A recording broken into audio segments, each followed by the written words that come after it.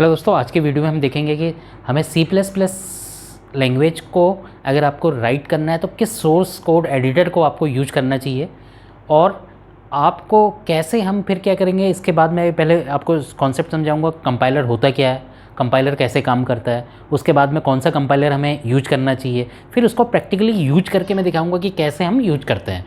तो कंपाइलर क्या होता है, जैसे हमारे कोई कंप्यूटर है तो कंप्यूटर हमारा क्या है, क्या समझता है। अगर कोई एक ह्यूमन है, इसको एक समझाने लगे कोई भी चीज़, जैसे अगर इसको इंटीजर समझाना है तो अगर मैं इसको इंटीजर बोलूँगा तो ये समझेगा नहीं, या फिर इसको कोई भी और चीज़ समझानी है तो ये उसको जब तक मशीनी लैंग्वेज में नहीं समझाओगे, मीन्स मेरे को अगर 1010 के फॉर्म में अगर मैं उसको नहीं समझाऊँगा, बाइनरी मोड में उसको नहीं समझाऊँगा, तब तक ये समझेगा नहीं। भले ही मेरा कम्युनिकेशन इंग्लिश में हो, चाहे कोई और लैंग्वेज में हो, चाहे हिंदी में हो, चाहे किसी में हो, कंप्यूटर है वो समझेगा नहीं, उसको मशीनी लैंग्वेज में चाहिए। तो मशीनी लैंग्वेज में कन्वर्ट करने के लिए ह्यूमन का जो रीडेबल जो भी फॉर्मेट रहता है, हम सोर्स कोड बनाते हैं तो सोर्स कोड एडिटर में हम क्या करेंगे, एक सोर्स कोड लिखेंगे। तो सोर्स कोड क्या होगा, ह्यूमन रीडेबल होगा, उसको मशीन में वो समझ में आ जाए, उसके लिए हमें क्या करना पड़ेगा, एक कंपाइलर की ज़रूरत होती है। तो ये कंपाइलर क्या करता है, एक तरीके से इंटरप्रेटर की तरह काम करता है, किसके बीच में, ह्यूमन और मशीन के बीच में। तो ये जब आप इस सोर्स कोड को इस कंपाइलर पे आप डालोगे तो ये क्या करता है, एक EXE फाइल जनरेट कर देता है, और EXE फाइल से हमारा क्या होता है, वो फाइल इसको क्या करेगा, इसको समझा देगी वो किस में, मशीनी लैंग्वेज में। और जब आप उसको रन करोगे तो ये समझ करके उसको उसका आउटपुट आपको दे देगा। तो अब भी आपके पास बहुत सारे कंपाइलर हैं, जैसे ट्रेडिशनल आप देखें तो नॉर्मली टर्बो सी ये यूज करते हैं, लेकिन टर्बो सी या टर्बो C++ में क्या रहता है, आपकी कोई आपको हेल्प नहीं मिलती।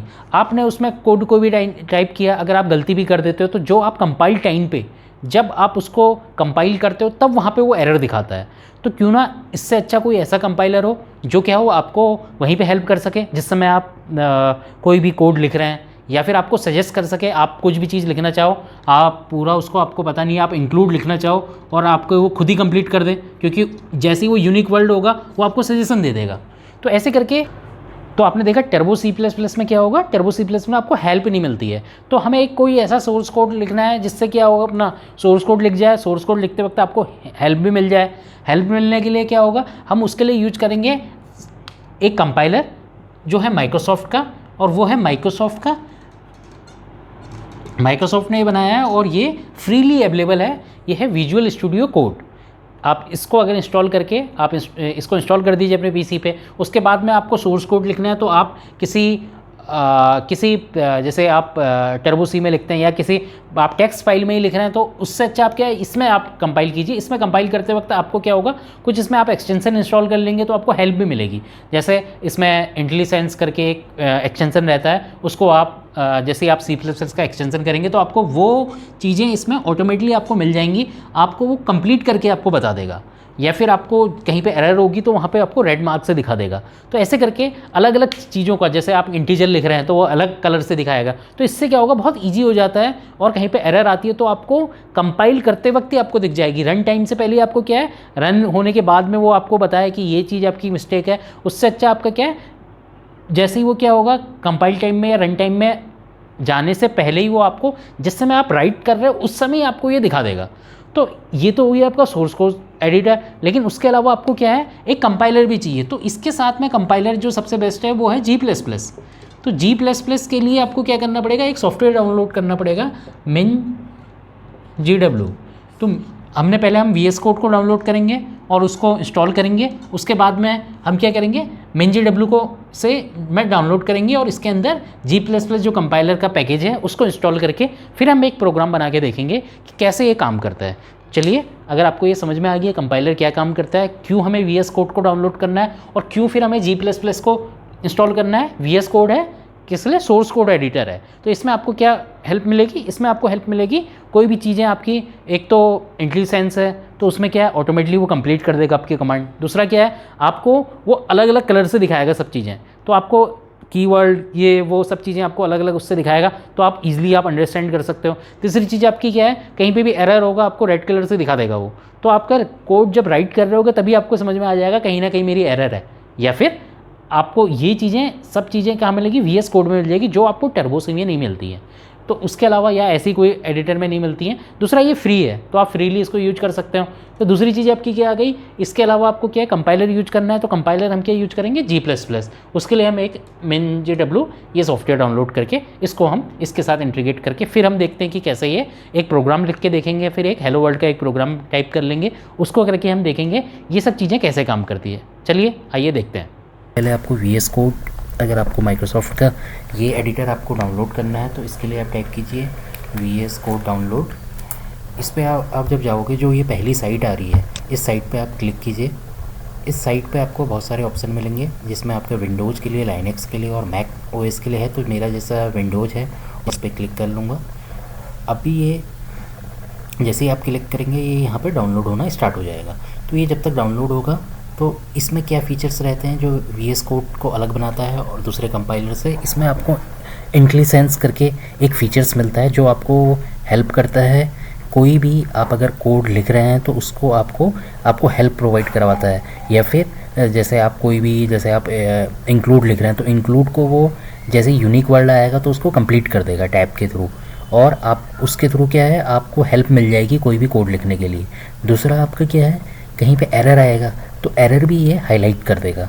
तो आप किसी को EXE फाइल में या कंपाइल करने से पहले, उसको रन करने से पहले आप अपने एरर भी देख सकते हैं।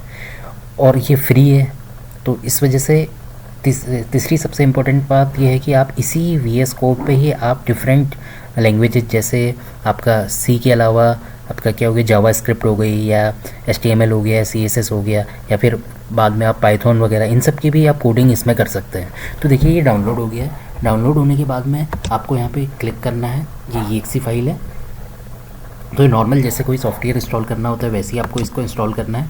यहाँ पे आप क्लिक कीजिए, नेक्स्ट कीजिए, नेक्स्ट कीजिए, और ये आप चेक कर दीजिए बटन। यहाँ पे आप इंस्टॉल पे क्लिक कीजिए तो ये आपका इंस्टॉल होना शुरू हो जाएगा। अब जब तक ये इंस्टॉल होता है, ये थोड़ा सा टाइम लगेगा इंस्टॉल होने पे, इसको इंस्टॉल हो जाने दीजिए। उसके साथ साथ अपने को क्या करना पड़ेगा, दूसरा जो मैं बता रहा था आपको, G++। क्या करता है, आपके जो भी सोर्स कोड रहता है उसको EXE फाइल में कन्वर्ट करता है, तो ताकि वो प्रोग्राम रन हो सके। तो ये देखिए यहाँ पर ये कंप्लीट हो गया है। अब आप इसमें फिनिश पे क्लिक कर लीजिए। अब यहाँ पर अगर मान लीजिए आपको VS कोड की फ़ाइल ओपन करनी है तो जिस लोकेशन पे आपको ओपन करनी है आप वहाँ जाइए। जैसे मान लीजिए मैं D फोल्डर में एक, यहाँ पर मैं एक न्यू फोल्डर बना देता हूँ। न्यू फोल्डर बनाने के बाद में आप यहाँ पे राइट क्लिक कीजिए। राइट क्लिक करने के बाद में ओपन विथ कोड, इस पर क्लिक कीजिए तो यहाँ पे ये ओपन हो जाएगा। ये आपका कुछ टर्मिनल ऐसे आपका यहाँ पे ओपन हो जाएगा।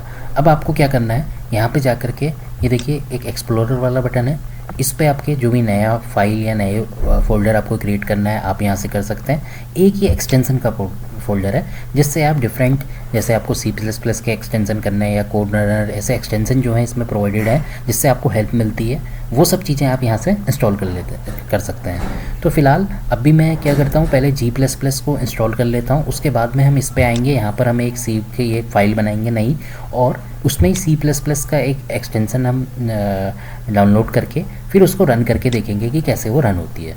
तो इससे पहले मैं आपको यहाँ पर G++ को इंस्टॉल करने के लिए आपको क्या है, आपको एक सॉफ्टवेयर है जो है MinGW पे आप क्लिक कीजिए।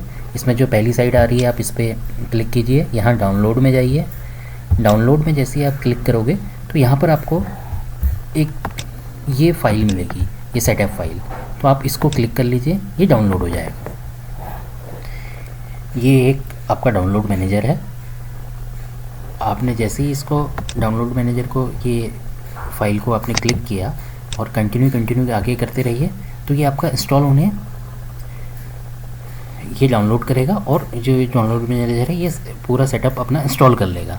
ये थोड़ा सा टाइम लेगा, आप इसको थोड़ा टाइम दीजिए, और जैसे ही ये डाउनलोड हो जाएगा उसके बाद में आप कंटिन्यू करके आगे बढ़ेंगे। आगे इसमें क्या करना होता है, इसके बाद में हमें इसमें से दो चीज़ें हैं बेसिकली। ये आपको एक ऑप्शन देगा जिसमें से आपको MinGW बेस और दूसरा G++ कंपाइलर, ये दोनों को चेक करके उससे रिलेटेड पैकेजेज आपको इसमें इंस्टॉल करने पड़ेंगे। अभी देखिए यहाँ पर हो गया है, ये कंटिन्यू मैं यहाँ पे क्लिक करता हूँ, तो कंटिन्यू कर रहा हूँ। तो ये चीज़ मैं आपसे कह रहा था, ये बेसिक WinGW इंस्टॉलेशन, इसको आप क्लिक कीजिए इंस्टॉलेशन के लिए, मार्क फॉर इंस्टॉलेशन, और एक ये C++ compiler mark for installation, इसके लिए आप यहाँ पे क्लिक कीजिए, इंस्टॉलेशन पे जाइए और अप्लाई चेंजेज यहाँ पे अप्लाई कर दीजिए। और उसके बाद में आपकी ये फिर ये चीज़ें यहाँ पर आपके इंस्टॉल होने लगेंगी। तो जब ये इंस्टॉल हो जाएगी तो हमारा ये इंस्टॉलेशन G++ और इसका हो जाएगा। थोड़ा सा ये भी थोड़ा टाइम लेगा। यहाँ पे देखिए ये अभी इंस्टॉलेशन चल रहा है और थोड़ी देर में ये कंप्लीट हो जाएगा। जैसे ये कंप्लीट हो जाएगा तो आपके जो ये सॉफ्टवेयर जो आपने चेक किए थे वो आपके इंस्टॉल हो जाएंगे और फिर आप इस G++ को आप यूज कर सकते हो। तो यहाँ पर देखिए ये ऑटोमेटिकली क्लोज हो जाएगा डायलॉग, अगर आप यहाँ पे चेक करेंगे। और अगर आप इसको चेक नहीं करते तो यहाँ पर आपको क्लोज का ऑप्शन मिलेगा, आप यहाँ से इसको क्लोज कर सकते हैं। ये देखिए यहाँ पर इसने दिखा दिया, अब मैं इसको क्लोज कर देता हूँ। और यहाँ पे देखिए इनका ये ग्रे करके ये कलर भी इनका चेंज हो गया है, ये दोनों इसका मतलब इंस्टॉल हो गया। अब आप क्या करना है, अगर आप अब भी G++ को देखेंगे कि इंस्टॉल हुआ है या नहीं है, तो यहाँ पर अगर आप G++ अपने पावर सेल में जाकर के G++ अगर चलाएंगे तो यहाँ पर देखिए कुछ एक एरर आ रहा है। एरर ये आ रहा है कि इसको G++ का अभी हमने इसके लिए कुछ सेटिंग करनी पड़ती है हमारे कंप्यूटर में G++ को प्रॉपरली चलाने के लिए। उसके लिए आपको क्या करना है, माई कंप्यूटर में जा कर के मैनेज में, इसमें आपको प्रॉपर्टीज़ में जाना है। प्रॉपर्टीज़ में जा कर के आपको एडवांस सेटिंग के अंदर जाना है। एडवांस सेटिंग के अंदर आपको क्या करना है, यहाँ पर इन्वायरमेंट वेरिएबल में जा कर के आपका जो G++ का जो पाथ है जहाँ पर वो इंस्टॉल है, तो अगर मैं देखूँ कि वो G++ मेरा कहाँ पर है, तो आप अगर C खोलेंगे तो min-gw ये दिखेगा, इसके अंदर आपको बिन मिलेगा, बिन के अंदर आपका G++ है। तो मैं ये पाथ जो है इसको कॉपी कर लूँगा, पाथ मैंने कॉपी कर लिया है यहाँ से। और इन्वायरमेंट वेरिएबल के अंदर आप यहाँ पे जाके जो पाथ वाला इन्वायरमेंट सिस्टम वेरिएबल्स है इसमें पाथ है, पाथ के अंदर आप यहाँ पर वो चीज़ पेस्ट कर दीजिए, या फिर आप एक नया यहाँ पर ये नया वेरिएबल ऐड भी कर सकते हैं पाथ के अंदर। तो ये आपने ओके कर दिया, यहाँ पर ये कर दिया। अब आपको क्या करना पड़ेगा, पावर सेल को रीस्टार्ट करनी पड़ेगी। तो ये पावर सेल आपने बंद किया और यहाँ पर जा कर के आपने फिर से पावर सेल को रीस्टार्ट करके, अब अगर आप G++ डालेंगे यहाँ पे G++, तो ये देखिए अब ये वाला एरर नहीं दे रहा है, अब इसको एक फ़ाइल नहीं मिल रही है, नो इनपुट फाइल बता रहा है। तो अब हम क्या करते हैं, यहाँ पे फिर से ये खोलते हैं अपना, अब हमारा G++ इंस्टॉल हो चुका है और यहाँ से हम एक क्रिएट फाइल करते हैं, क्रिएट न्यू फाइल पे हम क्लिक करते हैं। अब मैं यहाँ पर क्या करना चाह रहा हूँ, यहाँ पर मैं एक C++ का नॉर्मल प्रोग्राम बनाऊँगा। नॉर्मल प्रोग्राम बनाने पर क्या होगा कि हम इसको रन करा के देखेंगे, उससे आपको आइडिया आ जाएगा कि कैसे हमें C++ का एक प्रोग्राम इसके थ्रू रन कराना है।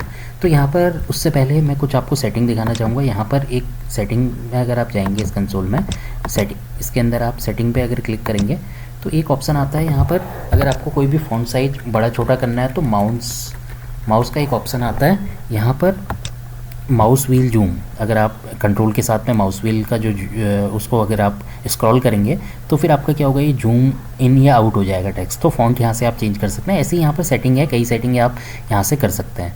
उसके अलावा आपको क्या है, C++ के लिए यहाँ पे एक्सटेंशन वाले बटन के अंदर जा कर के आप सबसे पहले ये C++ एक्सटेंशन, ये जो है ये क्या प्रोवाइड करता है, इसको इंस्टॉल करना पड़ेगा। ये आपका प्रोवाइड करता है, ये दिख रहा है adds language support for C and C++। तो ये सपोर्ट आपको देगा C++ के लिए, कोई एरर होगा तो भी बताएगा। और उसके बाद में कुछ फीचर्स ऐसे हैं जैसे इंटेलिजेंस, मतलब आपकी कमांड पूरी करने को आपको ये हेल्प देगा, और डिबगिंग के लिए आपको ये काम का है। तो इसको हम इंस्टॉल कर लेते हैं। आप जैसे इंस्टॉल पर क्लिक करेंगे ये बहुत जल्दी इंस्टॉल हो जाएगा। अब मैंने ये कर लिया है, अब मैं फिर से यहीं पर जाता हूँ। यहाँ पर मैं एक न्यू फाइल क्रिएट कर रहा हूँ और मैं इसका नाम दे देता हूँ class1.cpp। यहाँ पे को मैंने ये फाइल का नाम दे दिया। अब यहाँ पर मैं एक बेसिक प्रोग्राम लिखता हूँ हेलो वर्ल्ड प्रिंट करने के लिए। अब भी आप ये चीज़ मत देखिएगा कि इसमें सिंटैक्स क्या है, क्योंकि ये चीज़ हम बाद में डिस्कस करेंगे। अभी खाली एक मैं प्रोग्राम, छोटा सा प्रोग्राम लिख दे रहा हूँ।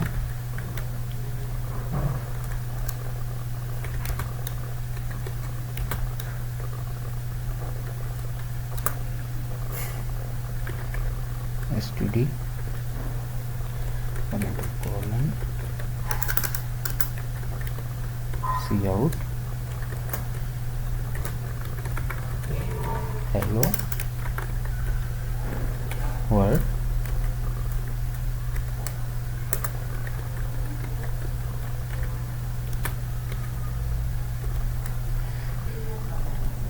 आपको ये प्रोग्राम चलाने के लिए क्या करना है, यहाँ पर आपको टाइप करना है G++, उसके बाद में डॉट, फिर ये स्लैश, फिर उस फाइल का नाम। जैसे आप टैब दबाएंगे, क्लास लिखेंगे तो ये अपना कंप्लीट हो जाएगा। अब जैसे ही एंटर करेंगे तो यहाँ पर ये आपका ऐसे करके रन करके ये फिर से वहीं पर आ जाएगा।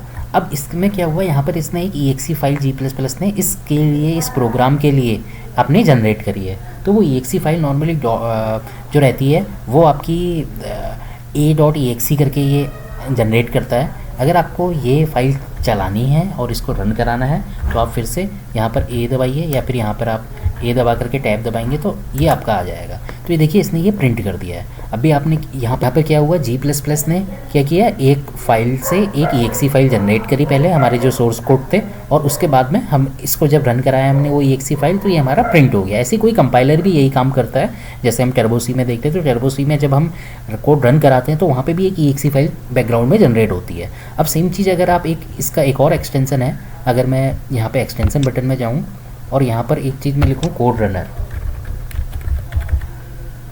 और ये कोड रनर में जा कर के इस एक्सटेंशन को भी अगर मैं इंस्टॉल कर लूँ तो अभी देखिए यहाँ पे देखिए अभी एक आइकन आ गया, ये पहले यहाँ पर नहीं था। तो अब अगर आप इस फाइल में जा कर के यहाँ पे को अगर आपको ये रन कराना है तो आप सिंपल ये बटन दबा सकते हैं। तो आपको ये सब चीज़ें करने की ज़रूरत नहीं है, आप सिंपल ये बटन दबाइए और आपका आउटपुट जो है हेलो वर्ल्ड ये आपका प्रिंट हो गया। आप दोबारा दबाएंगे तो ये फिर प्रिंट हो जाएगा। तो यहाँ पे आपने देखा कि ये कितना इजी है VS कोड से कोई भी प्रोग्राम बनाना, और ये हेल्पफुल भी रहता है। आपको सब चीज़ें एरर्स आपको पता चल जाती हैं, ये आपको कमांड टाइप करने में भी आपकी हेल्प करता है। So thank you for watching this video.